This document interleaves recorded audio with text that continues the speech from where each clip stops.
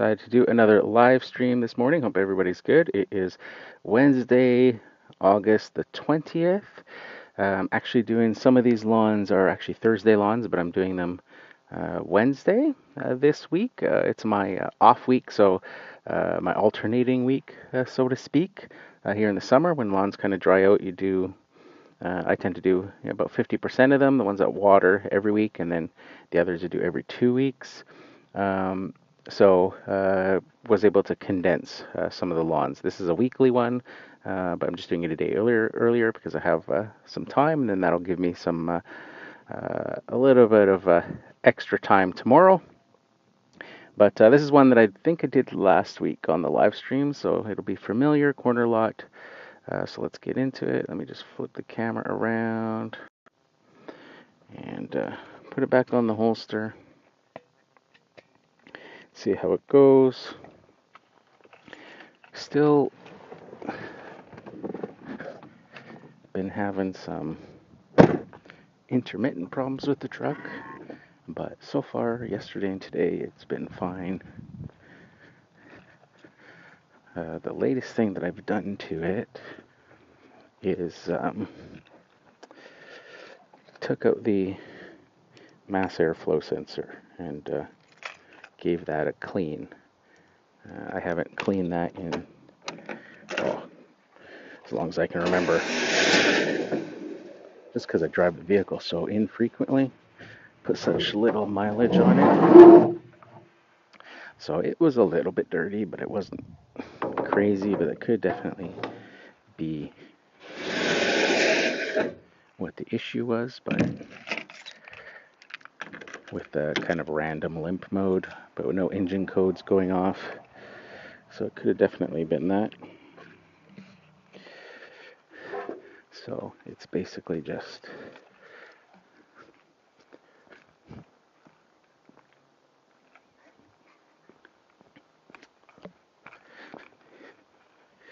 take it and try something. Basically do some research, try something. Ironically, what I found to be a good tool in kind of diagnosing the truck, and some possibilities of things to go through with the conditions, kind of, what the symptoms were and all sort of the variables with it, was ChatGPT.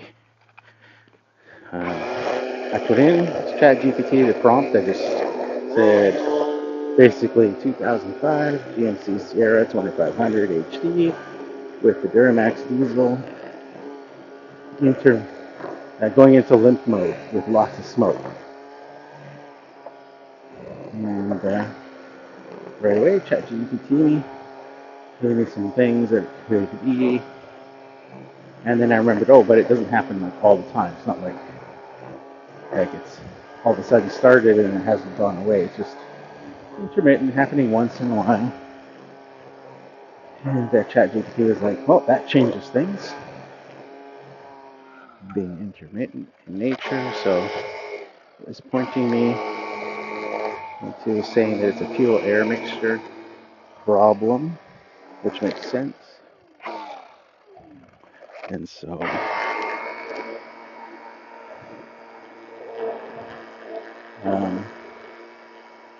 that's what led to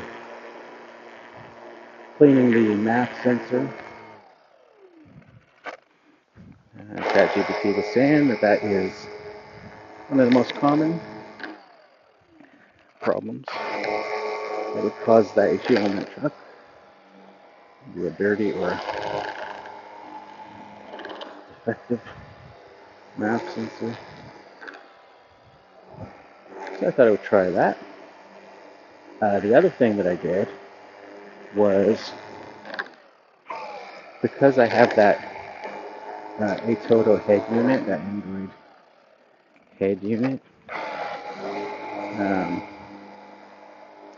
I had an Android tablet before that I would just mess with to try out different things. And one of the apps that I have on Android that's not available on iOS is the Torque Pro app, or the Torque app. There's two versions: the Pro, which is the free, the Torque app, which is free, and then the Pro, kind of the paid version, which unlocks some other features. Basically, it's like a mechanic scanner tool app, and I've got a Bluetooth OBD2 dongle. But what's cool about it is that you can display on the screen custom like gauges and stuff for your truck or vehicle. You have to put in there's I can't remember where I found, but there was a resource online that had all of the different codes for vehicles.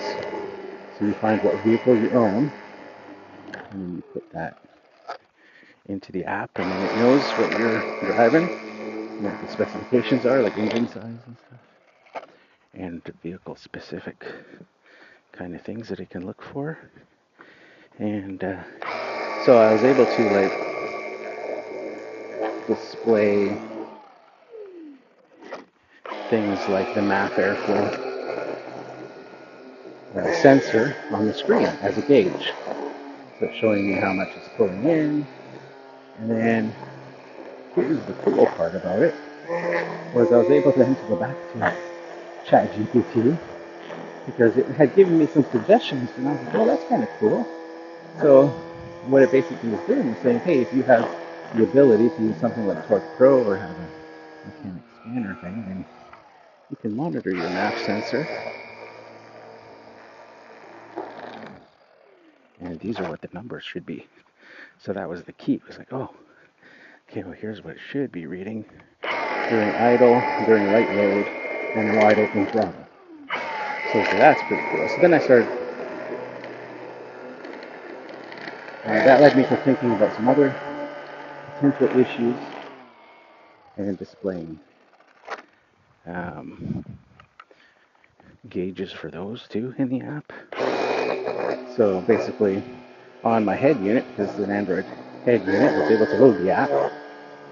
I have a paid version. It was a one-time fee that I bought years ago for that Torque Pro app.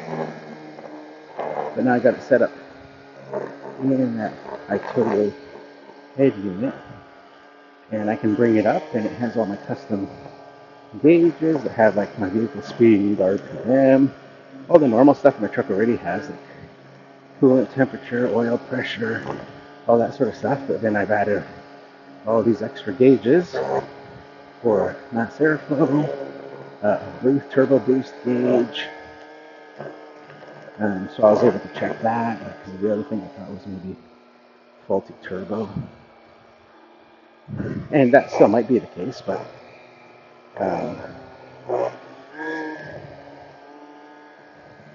at least the key now will be, because we've got that in the truck, the next time, if it does it again, I'll be able to bring up all those gauges and kind of see what's happening in real time with that stuff.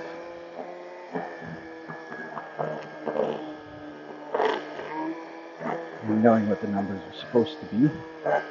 I've got my ChatGPT chat saved, so I can refer back to all the suggestions and numbers that it gave those sensors, so I can kind of see if the turbo is. But during my testing there, like the turbo was putting out the right amount of boost during idle and during wide open throttle. The one thing that is not reading properly, according to ChatGPT's numbers, is the mass airflow sensor. It's actually showing, after I cleaned it, it's showing much higher than what it should be. So I think it's supposed to be like 5 or 6 grams per second of air on idle, but it's showing like 25 grams per second on idle, which is what the number should be when you're just under light load driving around. So that could either point to that the mass airflow sensor is bad, or that there's leaks somewhere that's letting in more air than it's supposed to, is what it said. So that's why now we wait and see. So if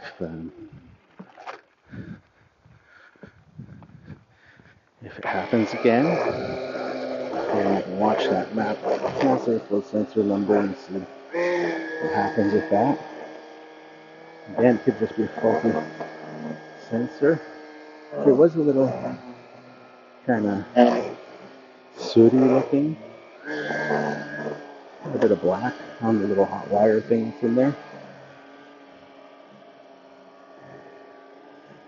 And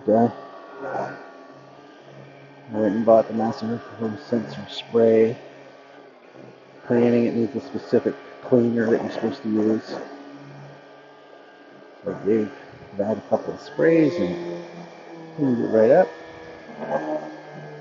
So we'll see. The one thing I didn't do was I didn't think about that I thought about after was I was like, I'm sure there's a test you can probably do for a mass sensor as well. Got a spider hanging off my hat there. I was like, I'm sure there's a test you could do with like a multimeter.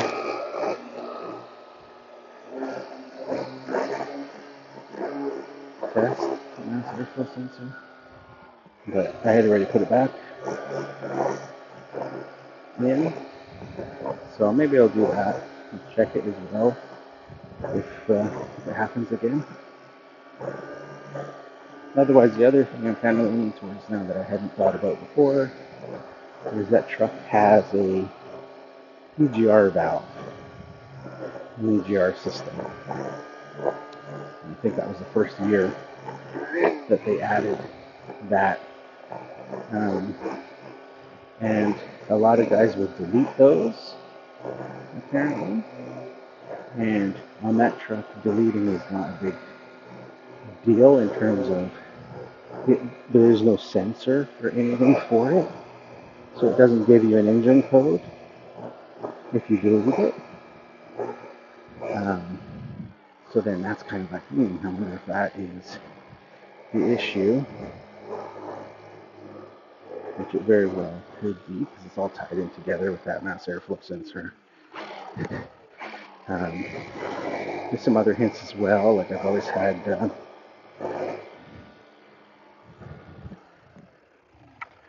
sometimes I can smell the diesel exhaust coming into the cab, especially when I have like the heater or vents and stuff on. So it's like, man, it feels like there's diesel exhaust leaking into the engine compartment, either the headers or something, but it could be that EGR that's right there recirculating those exhaust gases. So I was doing some searching on that too, and apparently those are quite common to be an issue. They get all clogged up in the city, and will start to cause issues similar to what I'm experiencing, hesitation and poor acceleration and stuff. So the hunt continues. We keep going at it. The thing is I was ready to take it.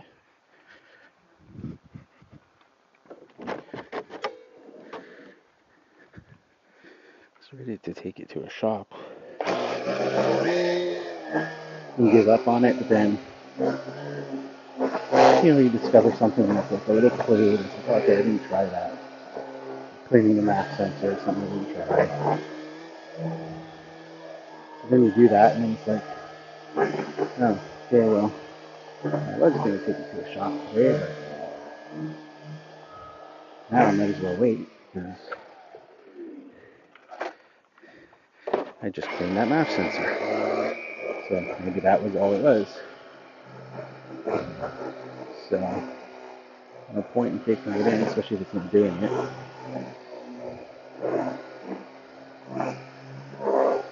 So I'm sure that they can probably get more data than I can get with the actual computer scanning tools and stuff. They'll probably able, and obviously if they have a diesel mechanic who knows what they're talking about, not somebody like me who's just guessing, and I'm sure they could probably figure it out.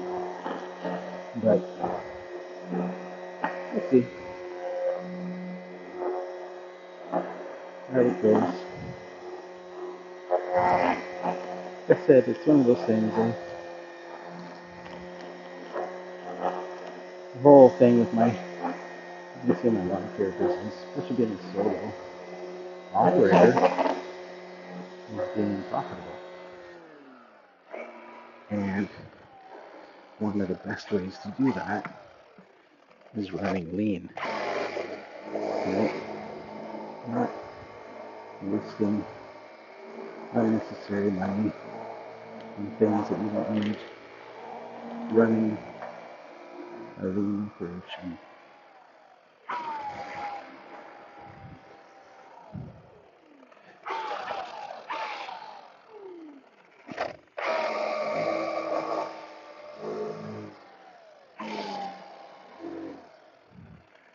So, as much as I would love a brand new truck, and will definitely purchase one if that is, well, I don't know about new, but a slightly used truck probably. Um, do that if that's what makes sense in the end. If things start going crazy with mine, with some really expensive issues, like I'm still running original injectors on the truck. That 2005 Duramax year is also prone to blowing the head gasket.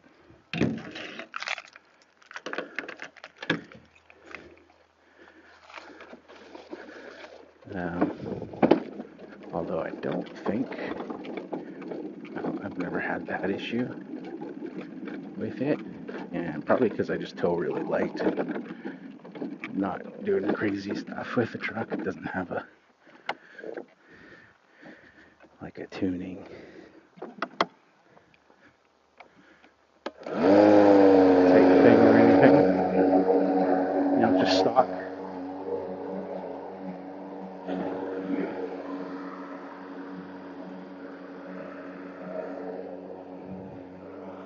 So, but those things all add up. My brother-in-law, he had the exact same truck previously. Unfortunately, he got into an accident in the winter by himself, just going up the Coquihalla Highway, which, for a lot of you guys, if you've ever seen the TV show Highway Through Hell, that's the Coquihalla Highway. It's a highway here in British Columbia. I've never driven it in the winter. I've driven it in the summer plenty of times. And yeah, it's one of those things, obviously a pretty treacherous highway in winter conditions. So he was driving his truck one year and going to his son's hockey tournament in the winter. And just hit a patch of ice and lost control and hit the center. I think it was the center median that divides the highway. Luckily, there was no other cars involved. It was just him.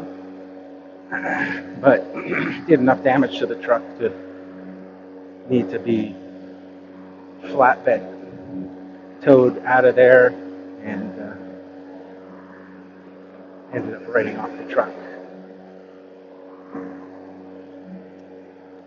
But the year before that happened to him, his head gasket went.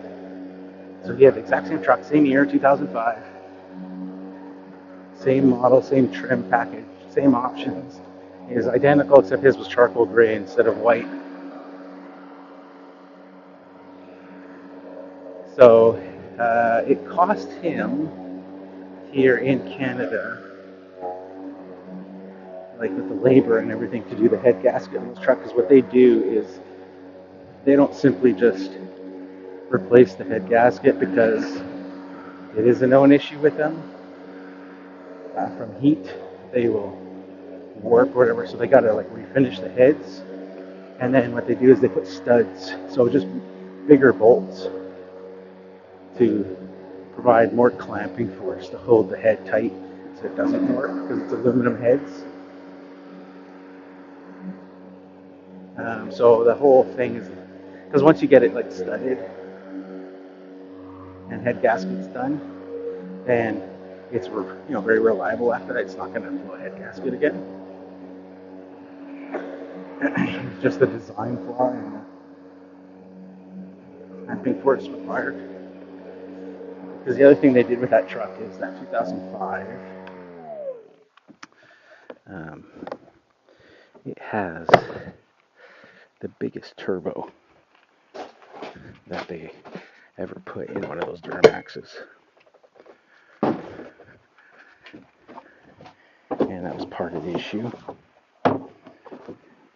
because turbos create lots of heat and require more cooling, which is, tied into that EGR that I was talking about earlier.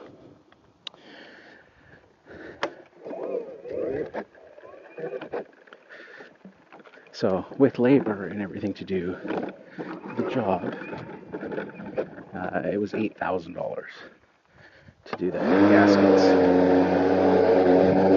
and machine it and put new studs and stuff. So when you look at that, and then you look at when it's going to need injectors, I've gotten quotes for that, just kind of preemptively, kind of think about. And doing injectors on that truck was another $8,000 here. So that starts to add up really quick, right? And then, so that's what I mean, right? When it comes down to it, you start thinking about it, it's a good truck. I love the truck. And those are some of the things that will require at some point.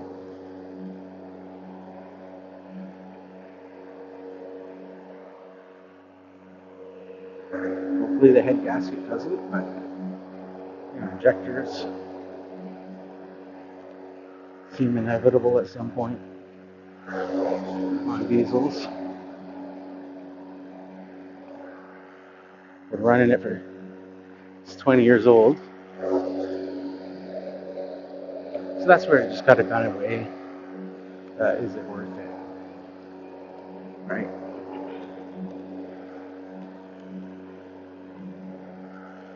Because the other thing with that as well is that, like, my brother-in-law, he spent $8,000 that year, had his head gaskets done and everything, and then ended up writing off the truck. And you're not getting that money back. You're not increasing the value of the truck because of that. It's still worth what it's worth on the market.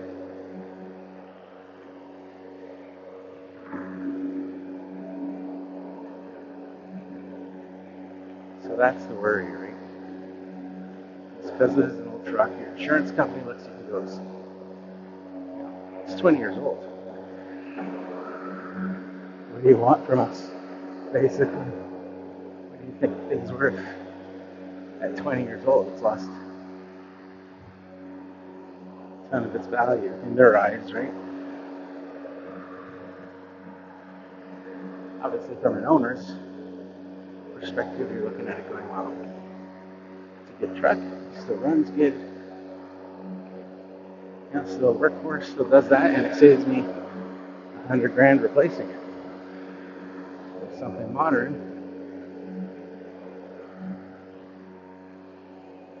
If you were to replace it with the same type of truck, 3/4 ton Duramax, easily 100 grand here nowadays, which is crazy, which is why I wouldn't do it. Not for mowing lawns as a solo operator. That's why I'd be leaning towards an electric truck, just because I have some experience in electric with the car that I bought my kids. That was a first generation electric car, Kia Soul. That car has been amazing. It's so cheap to run. It's got so much power and torque for a little, what would be a junky little 4-cylinder car if it was the gas version.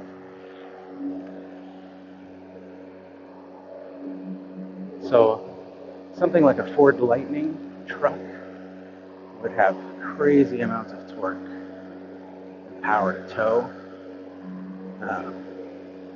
During the pandemic, I almost bought a new truck, but I was looking at the Sierras, an Elevation Edition, Sierra half-ton.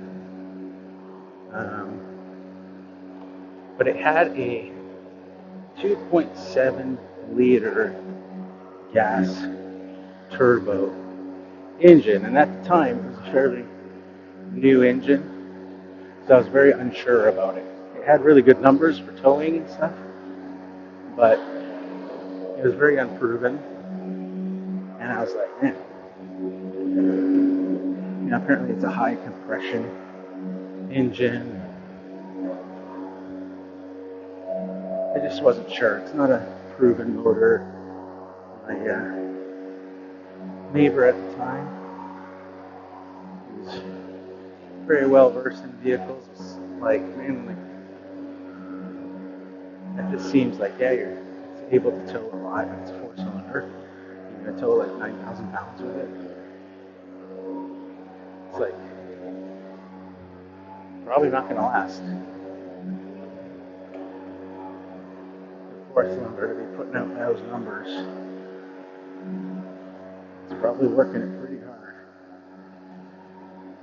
So I ended up not going through with it because I was like, hey. And then all of the gas V8s. You think about a Chevy V8 or something, your classic 350 from the 70s. Stuff is like, they were legendary. People put them in everything, right? Hot rods, things, and lately with all the emission things and all that stuff, it seems the quality has gone down. Lots of recalls and parts on these V8s and stuff. So I was like, hey, I don't want to be stuck with something that's... So that's why I was initially looking at the 4-cylinder version, because it was getting good reviews thing, but just ultimately didn't feel comfortable. My spidey senses were kind of going up in the air for being a 4-cylinder.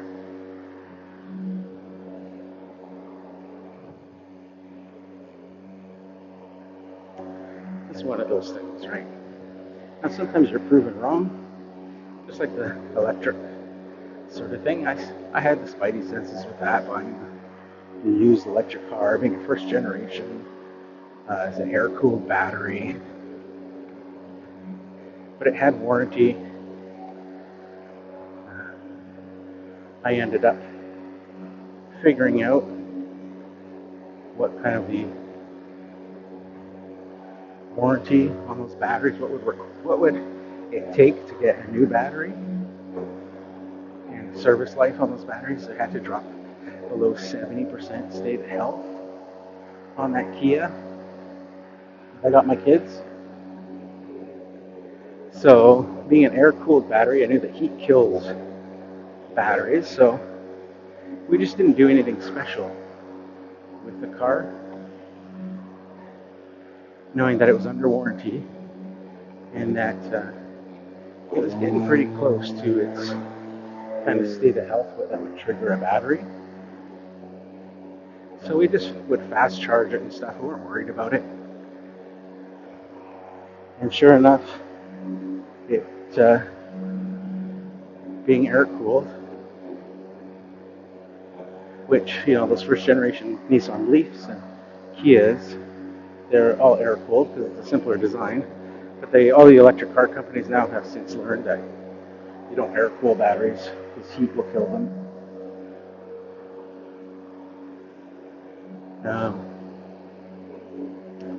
So I knew fast charging it would create heat, probably degrade the battery pretty quick. But it didn't have the range needed because the battery was already a few years old. And I think the guy was an Uber driver, the previous owner, from what was told to me by the dealer. I bought it at a Ford dealer, and they said that the guy who owned it was an Uber driver, and he traded it in on a Mach-E because he needed more range. So the guy was probably fast charging it all the time. So sure enough, I was able to degrade the battery to below 70%, which triggered the warranty. I took it to my dealer, and they confirmed, and was able to get a brand new battery, brand new traction battery. That's like the big electric car battery in the car. So I got a brand new battery, and it's been fabulous since, and rarely ever need to fast charge it because it's got so much range now compared to when we bought it used. So it only ever sees level 2 charging, which is slow overnight charging at my house. So we've already now put more kilometers on the car because my kids commute every day than what the car had initially, and the battery state of health is still in the 100% range. So with new electric cars though, and things like that Lightning, they're all water-cooled batteries now, so temperature's regulated. So that's why you'll see Teslas that claim they can last 400,000 miles or plus on the original battery because it's water-cooled.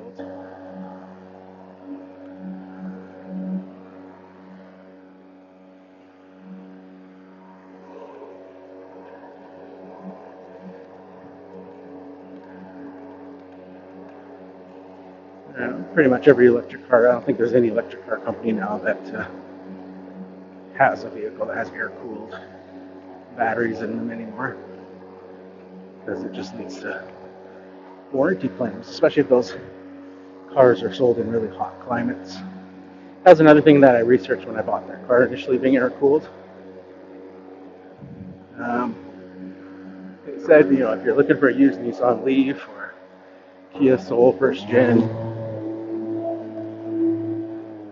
don't buy them if you're in like Texas or California or hot climates. And it said one of the best places if you're going to buy one is the Pacific Northwest, because they're a much cooler climate here. It's more moderate. We don't have the crazy winter swings and summer swings and stuff, right? It's pretty moderate throughout the year.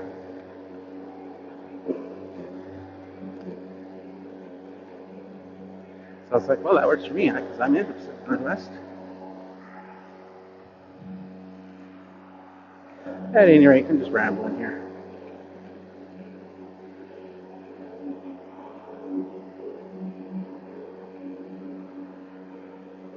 Totally forgot about the tripod.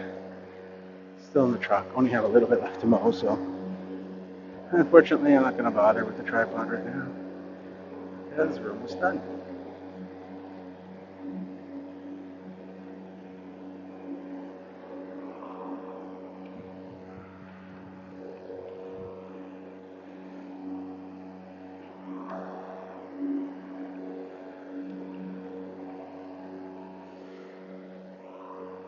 Speaking of vehicles, I got to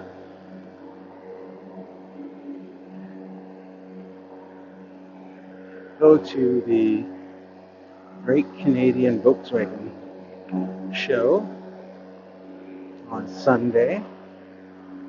That was pretty cool. I'm a huge vintage Volkswagen fan. Love old Volkswagen Beetles, buses, pickups, things like that. All that air-cooled stuff. Speaking of air-cooled, used to own a Volkswagen Beetle 63 that I restored when I was about 19. And I see it at the show each year. Visit with the current owner. So that's always fun. I've got the friendship with him. Share stories about the car. Lots of fun stuff. It's always cool. So I always get the itch every year, this time of year, end of summer, to want a Volkswagen again. Been thinking about it the past year. Got close last winter. It had been last fall. Last fall, I found one that was a pretty good candidate, although it was priced pretty high. So that was the only thing that I was not liking about it. I went to go see it. The guy had it priced like it was a show car, but it needed lots of work on it, so I wasn't into paying the price he wanted for it yet. And he wasn't budging or negotiating. So I was like, man, I would have bought it if you would budge on price, but not at the price he was asking.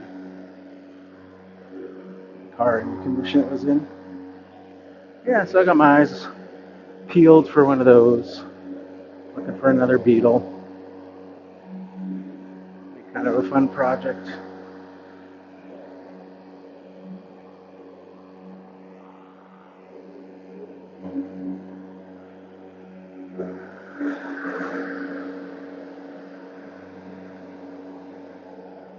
Would have to be something that is like pre-66 would be the ones that I am after.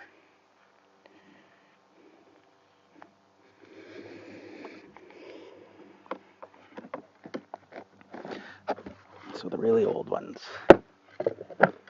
My dream would be like a 57 or 56 oval window bug, but those are difficult to come across, especially at a reasonable price where you want to put your own twist to it. I think that's part of the problem too, is that they're either really junkers that are rotted out, being 70 years old, or people have spent money on them, but they're not what your vision kind of lines up with. But people want the value, of course, that they've put into it, which makes it a little bit more difficult to find, because of course you don't want to be paying top dollar for something to rip apart and redo. So the nice thing is that they did make like 22 million Volkswagen Beetles over the span, and there's still some deals out there. I'm still seeing some people here and there that you see that find one that's, you know, completely stock, original, sitting in somebody's garage for the last 30 years for a decent price, you know, under 10 grand type thing. Ideally 5, 6 grand at the most, that you could then rip apart and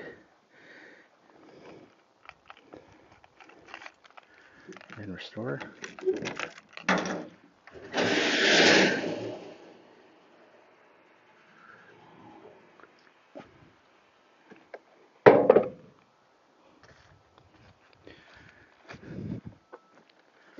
Let me know how the stream is doing. I have not looked at the numbers. Has it been glitchy? Has the audio been good?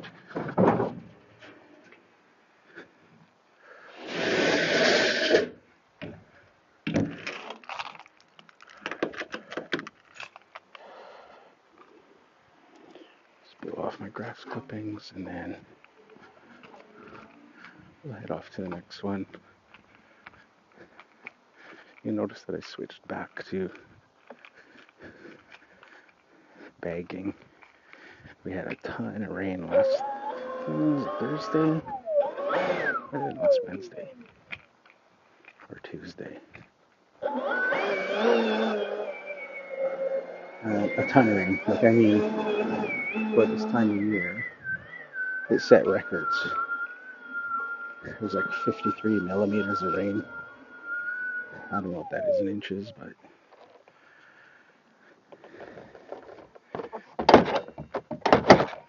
that is like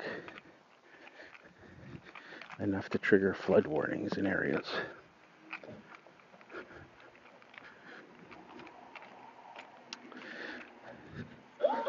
So lawns have like perked up with that much rain. It was like a day and a half solid of heavy rain. So like, I got everything well saturated. So no surprise that everything's green this week. So next week is this is my off week in terms of bi-weekly mowing. Next week will be a full week work of mowing. So I don't know after that.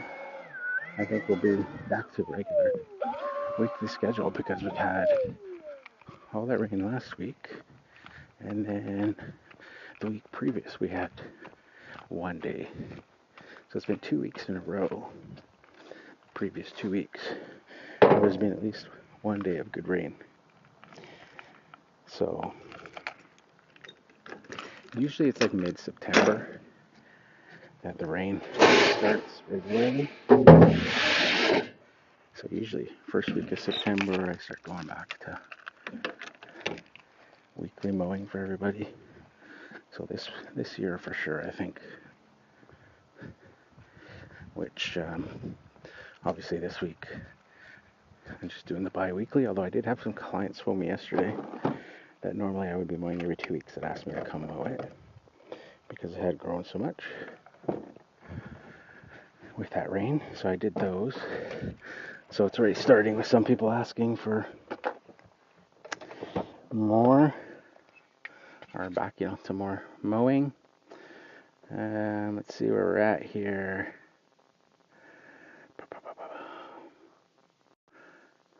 Yeah, so let me see what we're doing here. It's a nice day. Weather's good. So streaming numbers look okay. So maybe I'll continue the stream and just drive to the next one because it's pretty close in the neighborhood. The only thing is that the audio is going to cut out because it switches from the mic here on the headset to the Bluetooth in truck, which then sounds like super distant.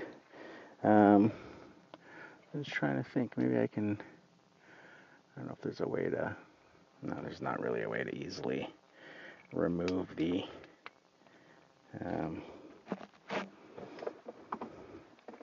connector here. Yeah, I don't think so. Without doing some stuff. Let me. Yeah, I don't think I don't know where that. I'm just trying to see if there would be somewhere to put. I've got like a magnet mount that I could put, but I don't think that's going to work in this scenario. So I'll just keep the phone on my chest and we'll continue on. So again, the audio is going to kind of cut out once I start the truck. I'll just keep you guys on my chest as we get to the next one.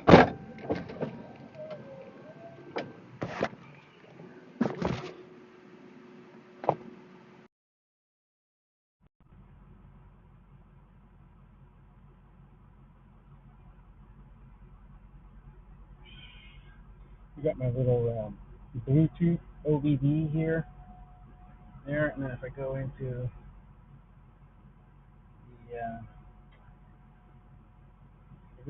here and see there's the torque app behind it. You'll see it's going to load up. It's loading and connecting to my vehicle. See what happens. There we go. So we're getting RPMs there. So now I can load up some of my custom kind of gauges there.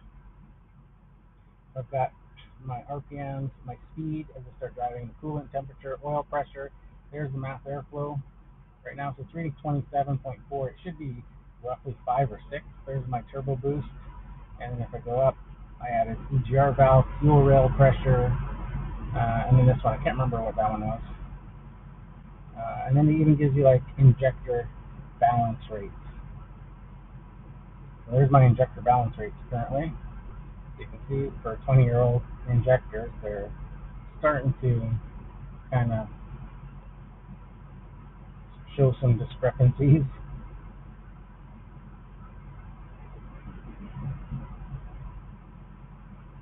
But yeah, there's kind of handy to have when you're having vehicle problems, to have that kind of live data.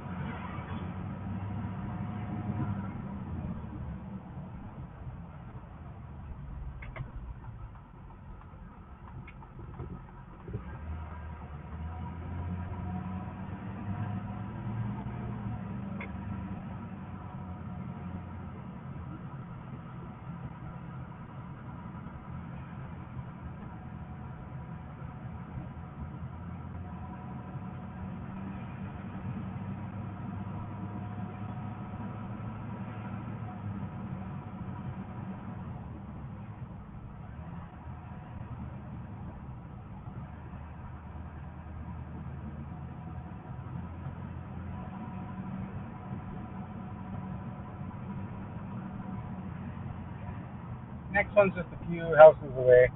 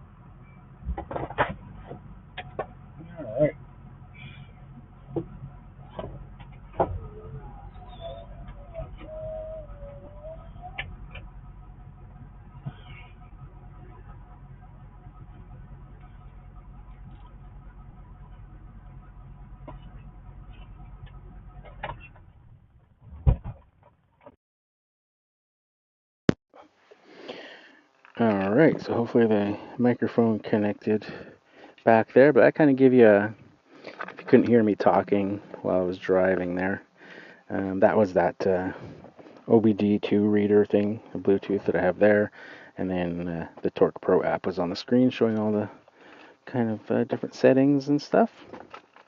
So we're at the next one here. Let's check for comments. Jacob Abromoski says, hello, Jacob, how are you? And Jacob says, how are you? I'm fine.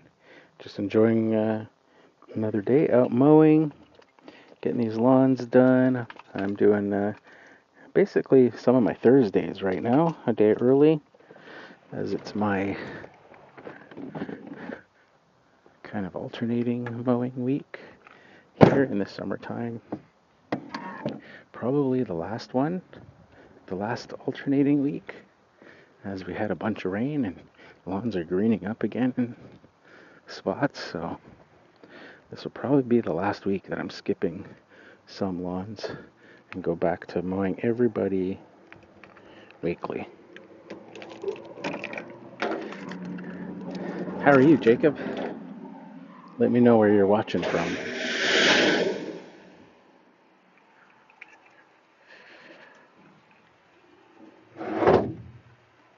Let's see here.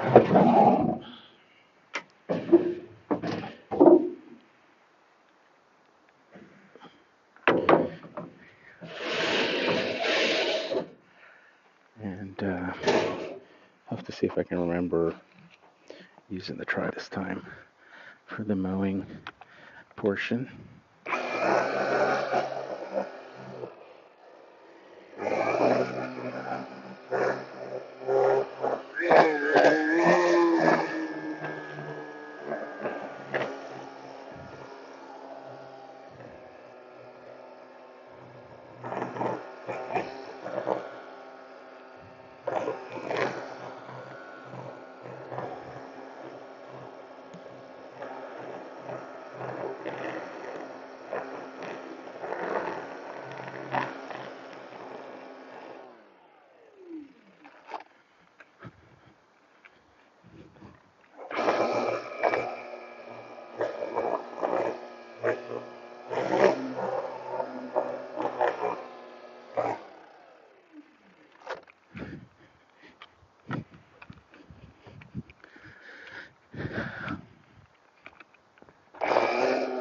This side of this driveway, I don't know.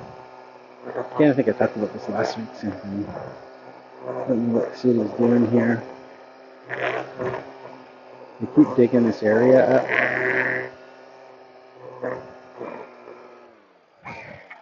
So basically, it's been in limbo. They dug it up and they just covered it. And it was gravel for a while. Then they dug it up again.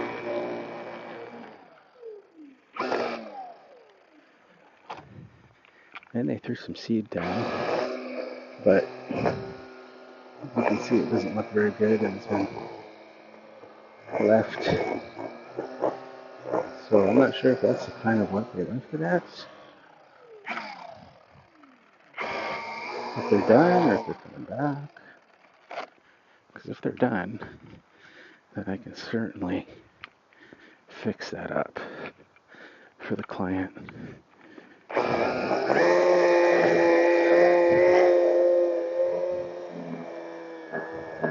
Clean up all that stuff that's there, reseed it.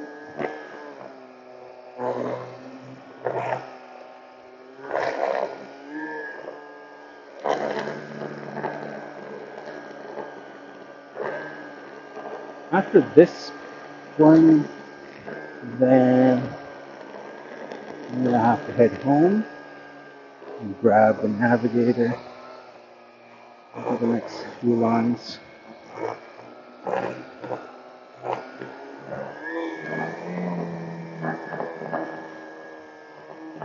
Some bigger properties.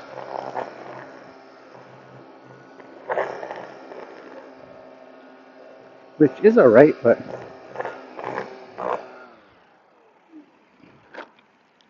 I honestly prefer mowing the small push mow-ins. I know I'm weird. No, nobody likes to push mow. And I just like the simplicity of it. If I could get a 32-inch stand-on mower, and I did own my Exmark Stars 32 for a while, for a few years, but ended up having to sell it because I just didn't use it. It was too heavy.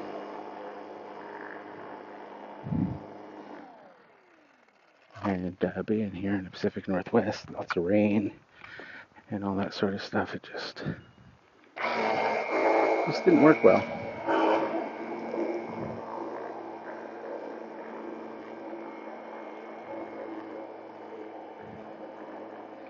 Even the Navigator I'm finding now to be a little bit too heavy. Been having an issue lately with it where the rear tail wheel, the one that is on the back that swivels underneath the hopper, is tearing the lawns when I'm making turns. At first I thought it was my drive wheels, so I thought it was me.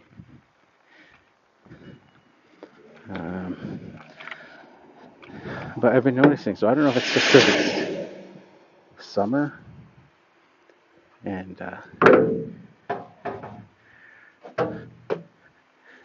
it's just not, shallower roots and stuff on some of these lawns. Because my lawns, as you can tell, they're not these pristine lawns. Like there's not very many of those around.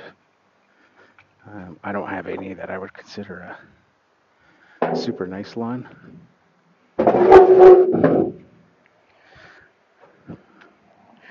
So it could be just from that. But I don't remember doing that before.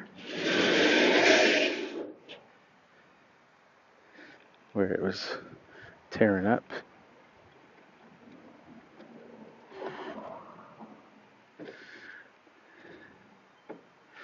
So let's see here.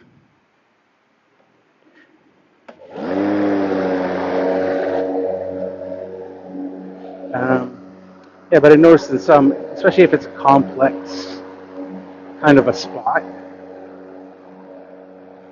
where I'm having to turn, and ironically, both of the lawns that I have the most issues with the Navigator on are lawns that are hills are involved.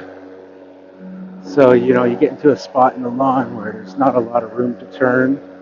So you kind of don't have enough maneuvering space, and then you have a kind of a complex situation because it's on a curve and stuff, and being really careful with the drive wheels to do my 3-point turn, and I would notice a big rut or something, right? And it's like, oh, what the heck? Makes no sense. Then I started noticing that it wasn't actually the drive wheels, it was that pivoting wheel on the back, the swivel wheel that's there to support the weight. So I was like, oh, okay, that makes more sense now. It's not my turning ability, it's just that big fat wheel is just pivoting and tearing.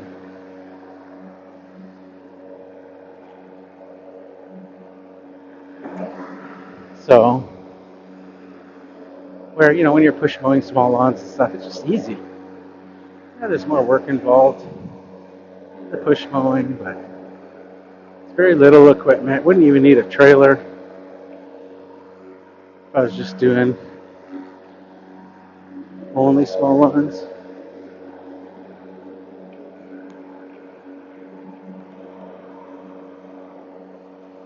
I believe it's more profitable doing small lawns, especially if you're just getting into it, because the equipment costs, of course, are much lower.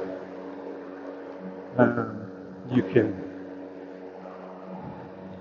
charge more for a smaller lawn in comparison to a larger lawn. Of course, you're charging more to mow a larger lawn, but you're also, the comparison in size difference is crazy, right? Like some of my smaller lawns, I'll have like a $45, $50 mow price on them. My average price is $50, $60 for the majority of my mowing, and they're just standard little city ones. One's like this one here, where it's just literally this front yard. I think I do this one for like 45, but it's just the front. I'm not going to the back. They have a swimming pool in the back. Um, Whereas my largest lawn is an acre. It's that commercial one, and it's like 150 bucks a cut. So yeah, you're making $150 for a cut, but it takes me an hour and a half sometimes, depending on how much trimming I have to do that week. It takes a machine that is much bigger, much more expensive to do. It's a lot more tiring, tedious to do, especially sometimes I'll use the turf tracer on it. More depending on what lawns I'm doing previous to it. So what I mean by that is, let me get the. See, almost did it again. I almost went through mowing without putting it on the tripod. And you put it on the tripod so you guys have a better look and don't get so nauseous. Unfortunately, just kind of the way it is with the neck mount, it moves around a bit. So I apologize for that. Got this little tripod here. You see the legs are very small, but it works well. And it's easy to carry around. Let's find a garden bed here that we can put that on.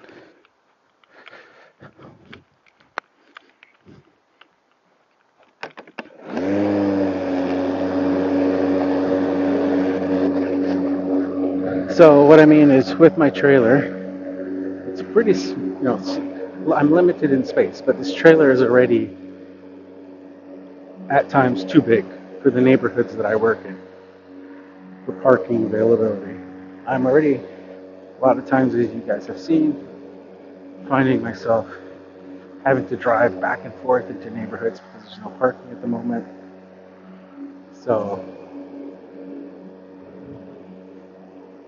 the trailer is as big as I would want, but I can only carry one larger mower with me in the back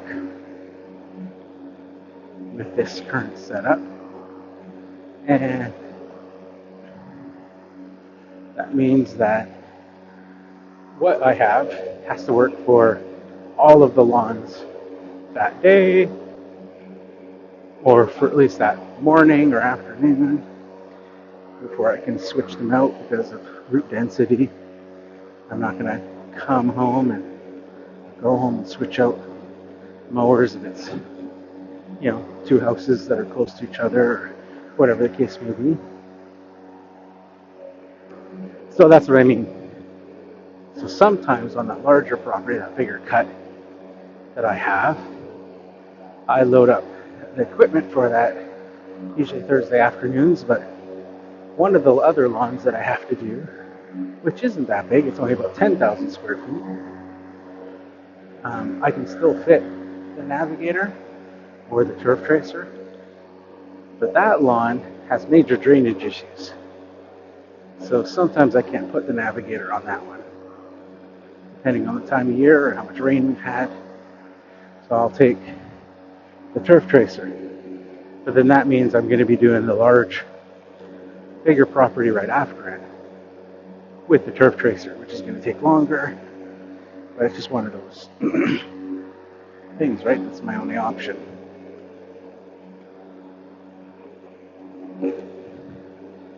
So, rain here is always an issue. It's always a concern. Something to thinking about,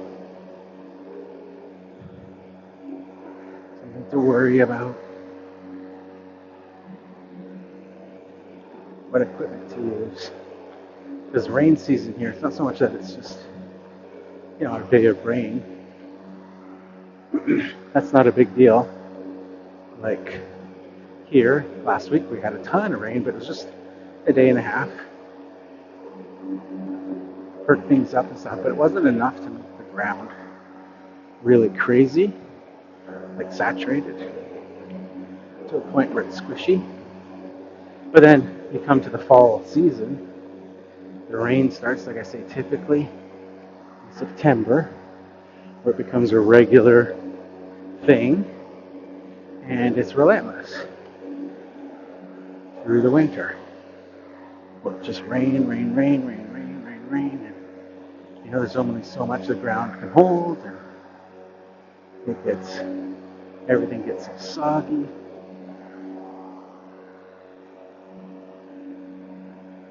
So it becomes an issue. And then, that's where the mower selection and stuff becomes a problem, where I can still mow lawns, drenched, soaking wet lawns,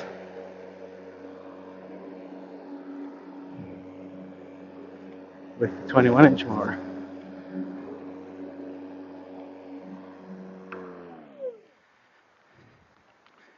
Because it's just so lightweight.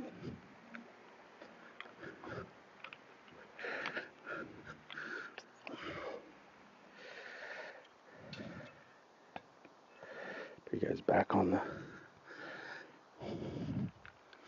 holster so I can go dump that.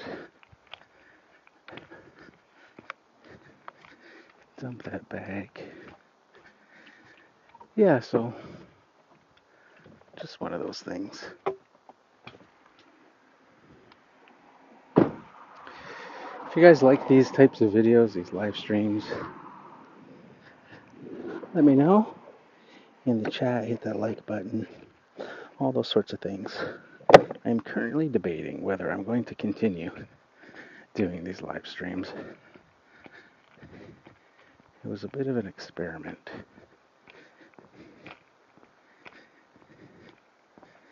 At least in this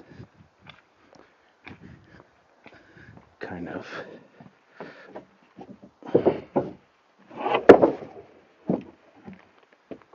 current way of doing them.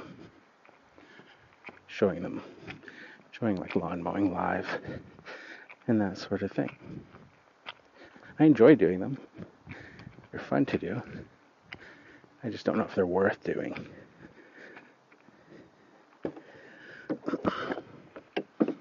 Of course, because I can't really schedule the live streams in advance. And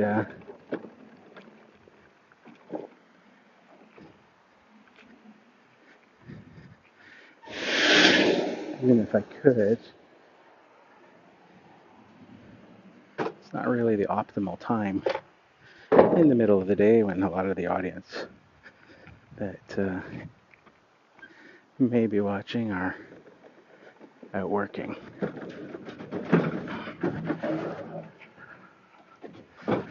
So we'll see how it goes.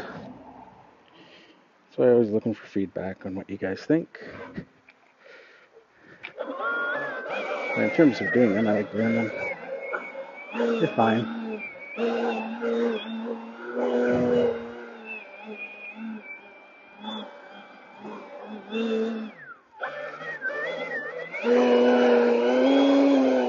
It's interesting though, I find with the live streams that it's just hit or miss. And I don't know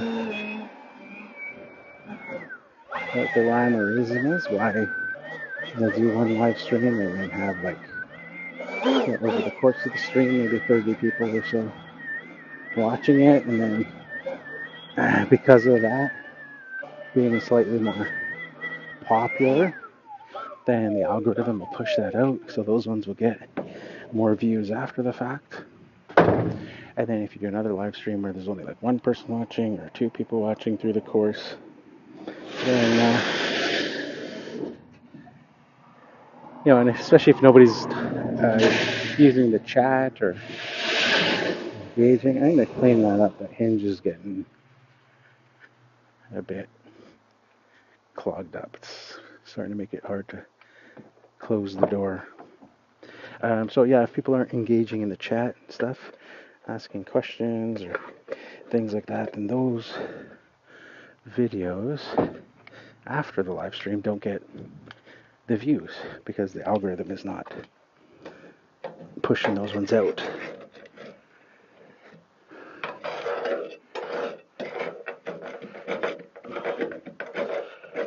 Yeah, this is starting to get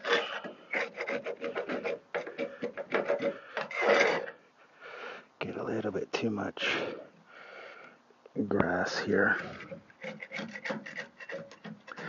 So yeah, I don't know what it is, why some days there's a bunch of people watching, other days there isn't.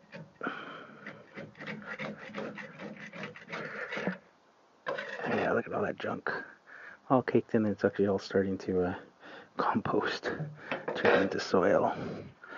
So that starts to build up here, and then it makes it harder for the door to close over time.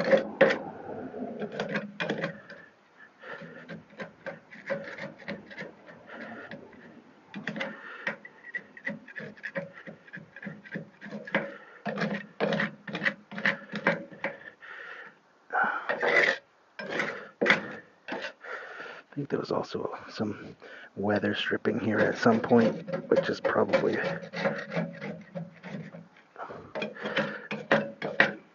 part of the problem here. There we go.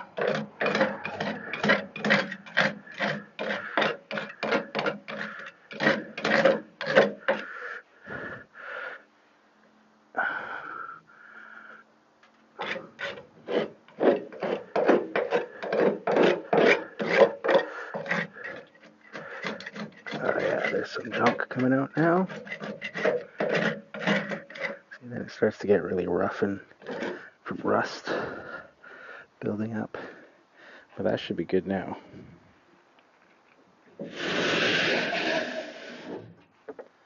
Oh yeah, no problem now. Now the door closes all the way without me having to put a bunch of pressure against it to get the lock to fit.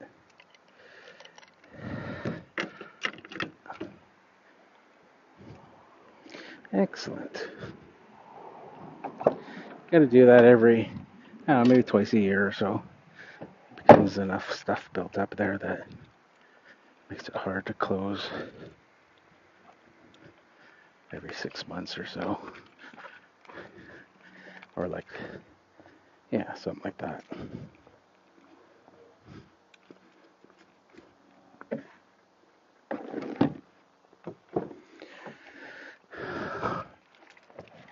So we got everything, we blew off everything.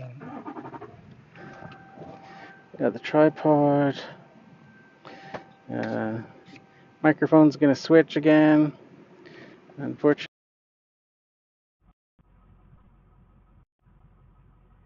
Yeah, so unfortunately, that microphone is gonna switch to the truck. So thanks for open some windows here, get some air happening because it is starting to cook in the truck. And then get that back to the original there. So hopefully the Bluetooth on the microphone hooked up back again. So yeah, that'll be it for this live stream today. Thanks again for joining me.